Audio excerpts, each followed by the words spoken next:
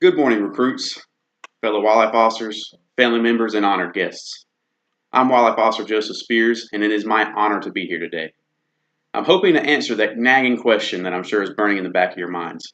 Which recruit out of these 20 recruits here today is the best? Now, while I can't answer that in every area of life, I can answer it for one, and that's who the best shooter is. I'm here today to present the Top Shot Award to the student who had the highest qualifications on pistol and rifle, as well as the highest score on their written exam. These recruits over the past 6 months have had quite an experience, as I'm sure my wildlife officers can remember back from their days, as well as their family members have probably heard from their recruits as they went through the academy. They'd wake up every day at 5 o'clock in the morning and march together to go work out. They'd do physical training for about an hour. And they would come back to their rooms and get cleaned up, and they'd have to march to breakfast together. And they had to eat as one. Before the first person could take a bite of anything, the last person had to have all their food, and they could all sit down together. From there, they could go back to their rooms for about 15 minutes and have a little bit of time to relax before they marched to their classroom for the day. Depending on the topic they had to cover, could depend on where they went. If they had to cover motor vehicle law or fish and game law, they had to sit in the classroom for 8 hours a day and pray that the coffee maker was working. That way they could stay awake. When I went through the school, I didn't drink coffee, and I still don't. So I took 5-hour energy shots just to stay awake.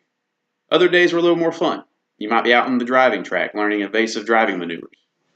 I got to know these recruits out in the firing range, where I got to have some hands-on instruction with them on how to fire both the pistol and the rifle that we carry daily.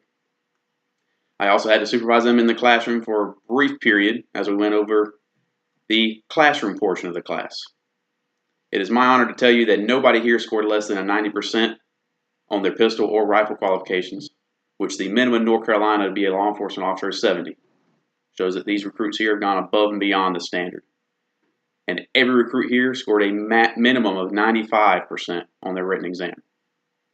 However, only one can be given the Top Shot Award. This recruit scored a 98 on his daytime qualification and a 99 on his nighttime. When he took the written exam, he obviously paid attention in class because he made 100 on it. Overall, he had the highest score in the class for the firearms block of instruction.